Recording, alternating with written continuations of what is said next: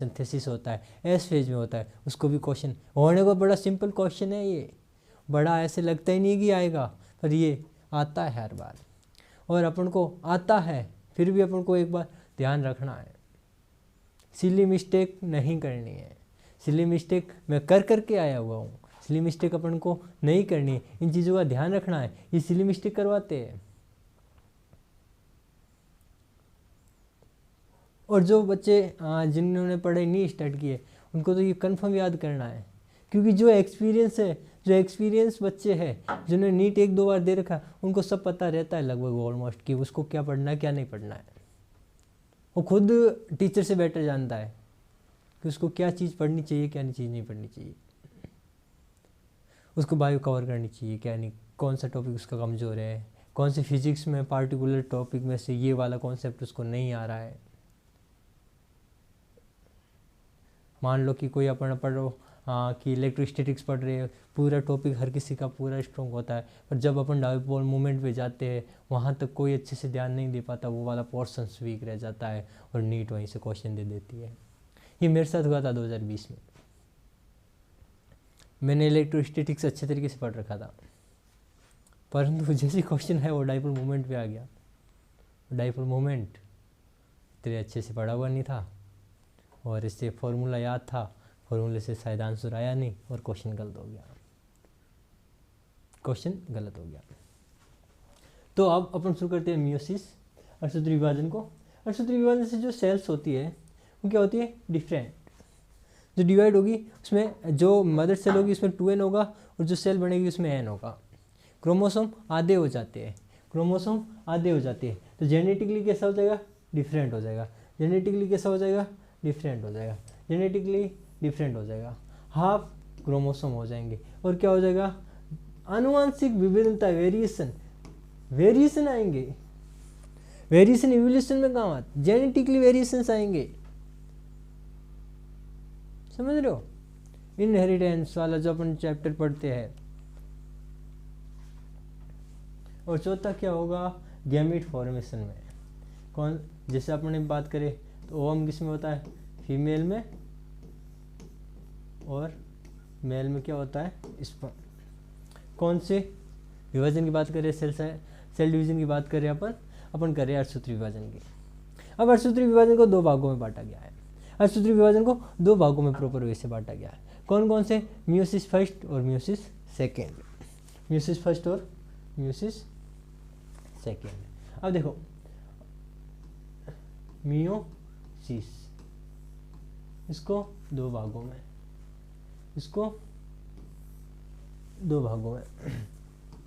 Meiosis second और meiosis first. Meiosis second में तो कैसा होगा, प्रोफेज होगा, मेटाफेज, एनाफेज और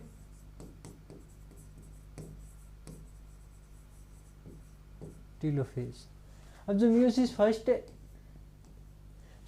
फर्स्ट है उसमें क्या होगा, प्रोफेज होगा, चलो मैंने मेटाफेज होगा, इसमें भी एनाफेज होगा और इसमें भी टीलोफेज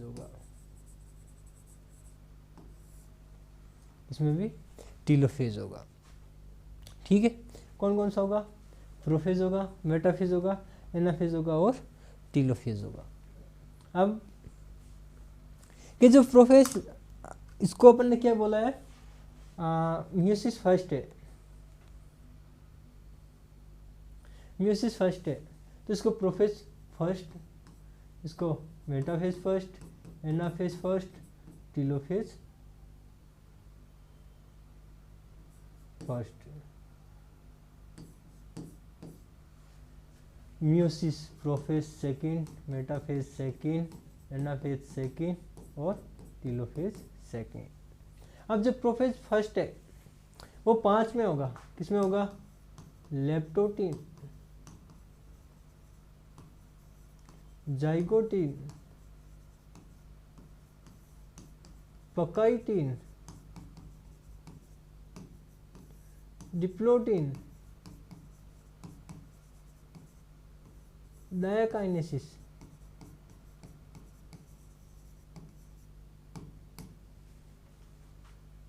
ये व्यू है कि अपन को सबसे पहले मियोसिस फर्स्ट पढ़ना पड़ेगा, उसमें प्रोफेज फर्स्ट पढ़ना पड़ेगा, फिर मेटाफेज फर्स्ट पढ़ना पड़ेगा, फिर एनाफेज, फिर टीलोफेज, फिर मियोसिस सेकेंड।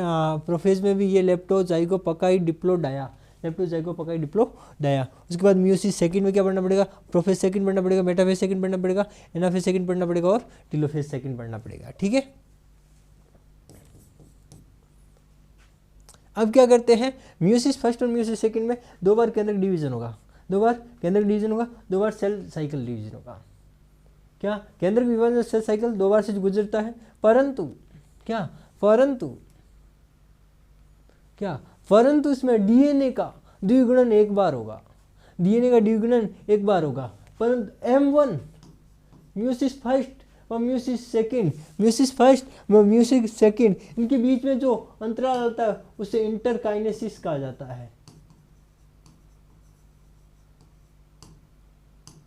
उसे क्या कहा जाता है, इंटरकाइनेसिस। किसके बीच में आएगा, मियोसिस फर्स्ट के बीच में आएगा और मियोसिस सेकंड के बीच में। इन दोनों के बीच का जो गैप होगा उसको इंटरकाइनेसिस कहा जाएगा। और ये interkinesis like as the interface.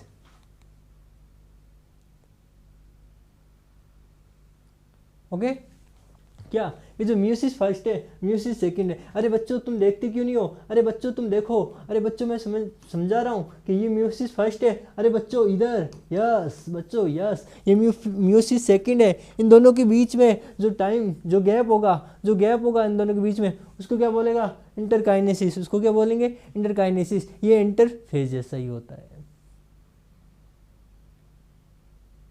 अब प्रोफेज फर्स्ट को पढ़ेंगे। अब अपन ने जैसे मैं क्या है, कुछ ऐसी लाइन से जो एनसीईआरटी को, एनसीईआरटी फॉलो करो, एनसीईआरटी को पढ़ो, जो मैं इसको नहीं लिखा रहा हूँ वो क्या करूँगा, मैं अपने यूट्यूब चैनल पे उसको अपलोड कर दूंगा, जो एनसीईआरटी की अच्छी अच्छी लाइन है, ताकि मैं तुम्हें अच्छे से करा सकूँ। वो मैं बोल ज़रूर रहा हूँ पर मैं लिख नहीं पा रहा हूँ, उसको मैं बोल ज़रूर रहा हूँ पर मैं लिख नहीं पा रहा हूँ। अब अपन शुरू करते हैं मियोसिस फर्स्ट को, मियोसिस फर्स्ट को शुरू करते हैं। तो सबसे पहले क्या होगा, कौन सी फेज आएगी, अपन ने समसूत्री विभाजन पढ़ा था, हाथों हाथ रिवीजन होना चाहिए। क्या होना चाहिए, हाथों हाथ रिवीजन। तो अपन शुरू करते हैं।